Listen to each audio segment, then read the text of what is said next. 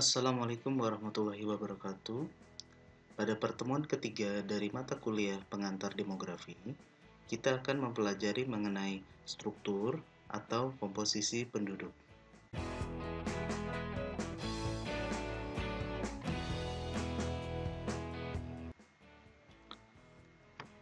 Rasio ketergantungan atau dependensi ratio.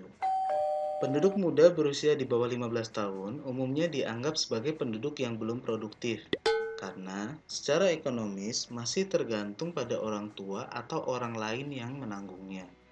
Selain itu, penduduk berusia di atas 65 tahun juga dianggap tidak produktif lagi karena sudah melewati masa pensiunnya. Penduduk usia 15-64 tahun adalah penduduk usia kerja yang dianggap sudah produktif. Jadi jangan terbalik ya, tadi kalau kita bicara lansia, berdasarkan undang-undang, lansia itu untuk penduduk 60 tahun ke atas.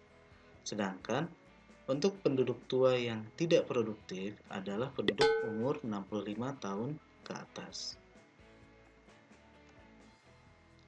Atas dasar konsep ini, dapat digambarkan berapa besar jumlah penduduk yang tergantung pada penduduk usia kerja. Meskipun tidak terlalu akurat, rasio ketergantungan semacam ini memberikan gambaran ekonomis penduduk dari sisi demografi. Definisi dari rasio ketergantungan adalah perbandingan antara jumlah penduduk berumur 0-14 tahun ditambah dengan jumlah penduduk 65 tahun ke atas dibandingkan dengan jumlah penduduk usia 15-64 tahun. Rasio ketergantungan dapat dilihat menurut usia, yaitu rasio ketergantungan muda dan rasio ketergantungan tua. Rasio ketergantungan muda adalah perbandingan jumlah penduduk umur 0-14 tahun dengan jumlah penduduk produktifnya umur 15-64 tahun. Sedangkan rasio ketergantungan tua adalah perbandingan jumlah penduduk umur 65 tahun ke atas dengan jumlah penduduk di usia 15-64 tahun. Kegunaan dari rasio ketergantungan adalah sebagai indikator yang secara kasar dapat menunjukkan keadaan ekonomi suatu negara, apakah tergolong negara maju atau negara yang sedang berkembang. Meskipun tidak akurat secara ekonomi, rasio ketergantungan atau dependensi rasio dapat menggambarkan banyaknya penduduk yang harus ditanggung oleh penduduk usia kerja. Dependensi rasio merupakan salah satu indikator demografi yang penting. Semakin tinggi persentase dependensi rasio menunjukkan semakin tingginya beban yang harus ditanggung penduduk yang produktif untuk membiayai hidup penduduk yang belum produktif dan tidak produktif lagi. Sedangkan persentase dependensi rasio yang semakin rendah menunjukkan semakin rendahnya beban yang ditanggung penduduk yang produktif untuk membiayai penduduk yang belum produktif dan tidak produktif lagi. Pentingnya rasio ketergantungan adalah semakin rendah angka ketergantungan, maka semakin baik pula kondisi ekonomi suatu negara. Mengapa? Karena tanggungan ini berbentuk jaminan sosial, bisa juga berbentuk bantuan pensiun, serta fasilitas lainnya yang didapatkan oleh penduduk non-produktif walaupun mereka tidak bekerja. Nah, masalah angka ketergantungan ini jauh lebih mempengaruhi negara berhaluan sosialis dan welfare state. Karena pada negara sosialis dan welfare state terdapat jaring pengaman sosial seperti upah minimum, jaminan kesehatan, serta dana pensiun yang bertujuan untuk meningkatkan taraf hidup masyarakat dan meredistribusi kekayaan. Bagaimana dengan Indonesia? Indonesia merupakan salah satu negara yang menganut sistem welfare state sesuai dengan sila keadilan sosial bagi seluruh rakyat Indonesia. Oleh karena itu, rasio ketergantungan menjadi penting bagi keberjalanan negara Indonesia. Namun, Indonesia masih memiliki angka ketergantungan yang cukup rendah dengan jumlah penduduk usia muda yang tinggi dan jumlah penduduk usia tua yang tidak terlalu banyak. Hal ini disebabkan oleh angka harapan hidup Indonesia yang tidak terlalu tinggi dan pertumbuhan penduduk yang konstan pada tingkat yang cukup tinggi. Oleh karena itu, Indonesia masih dapat berfungsi sebagai negara welfare state dengan efektif pada saat ini. Lain halnya dengan Jepang, yang memiliki jumlah penduduk muda yang semakin sedikit jika dibandingkan dengan penduduk usia tuanya. Karena jumlah masyarakat yang bekerja di Jepang semakin sedikit, sedangkan jumlah masyarakat yang harus ditanggung oleh pemerintah semakin banyak, sehingga bantuan sosial semakin banyak. Akan tiba suatu saat di mana sistem welfare state di Jepang mungkin gagal dan pemerintah terpaksa melakukan perombakan pada jaminan sosialnya.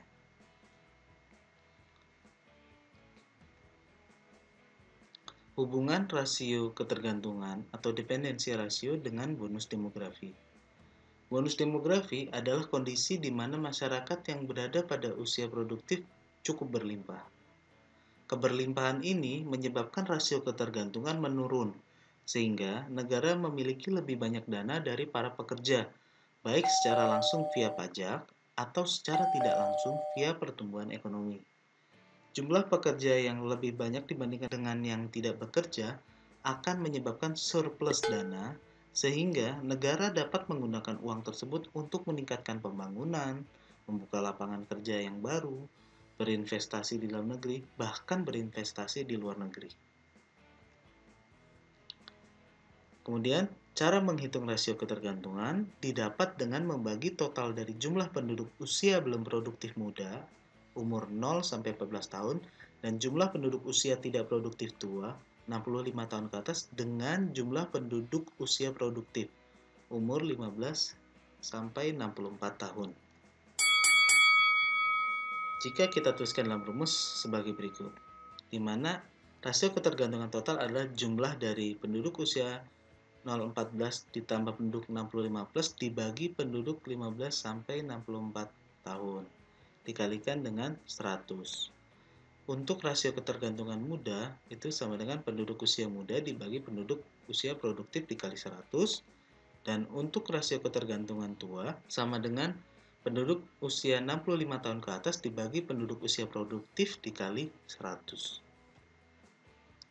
Contoh, untuk memudahkan pemahaman tentang penghitungan rasio ketergantungan atau dependensi rasio, di bawah ini diberikan contoh penghitungan dengan menggunakan data SP2000.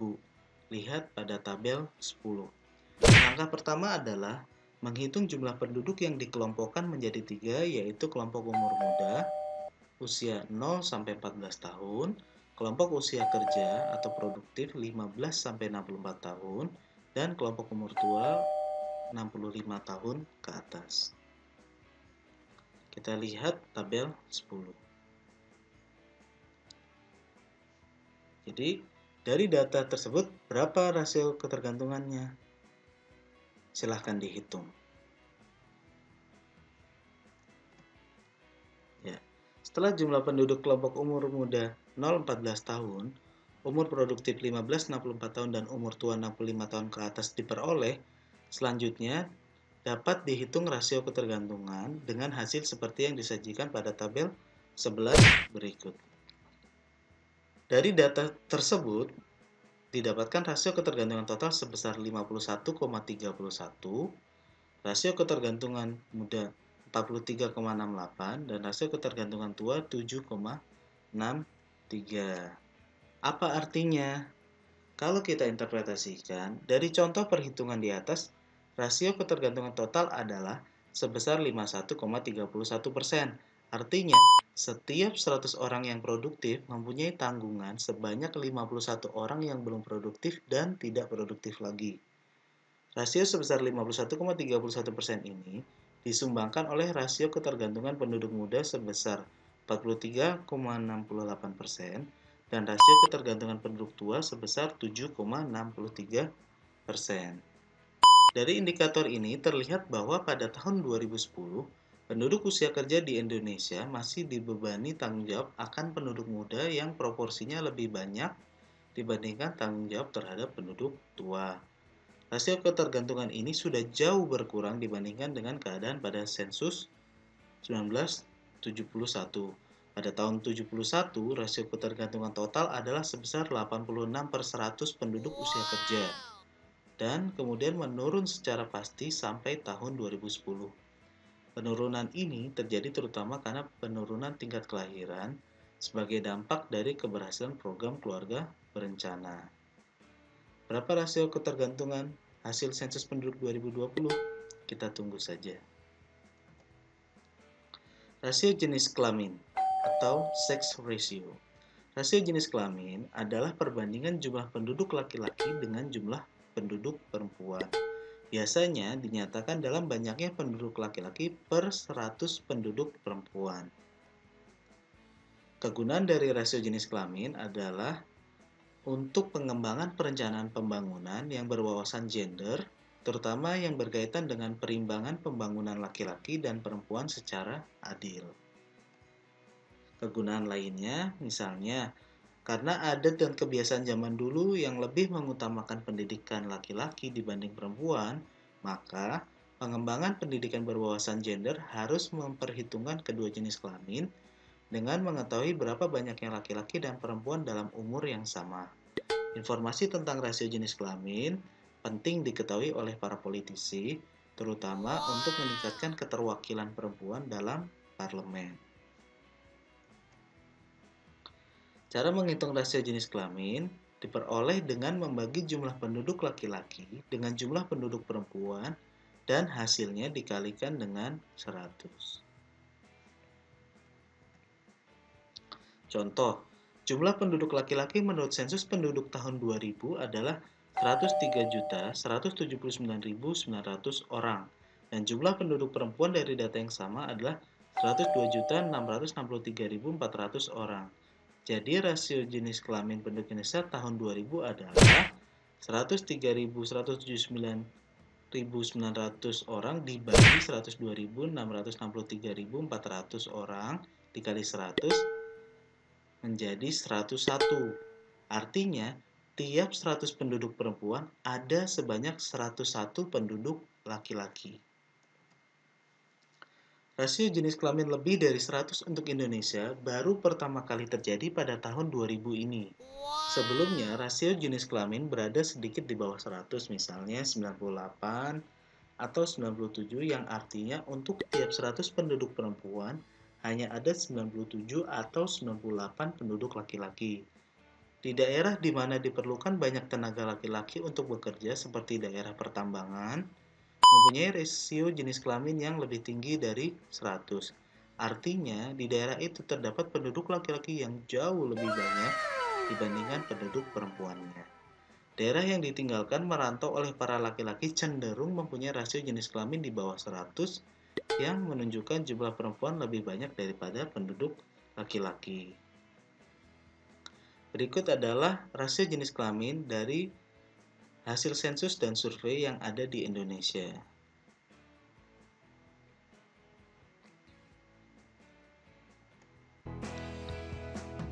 Sekian pertemuan ketiga dalam mata kuliah pengantar demografi. Terima kasih.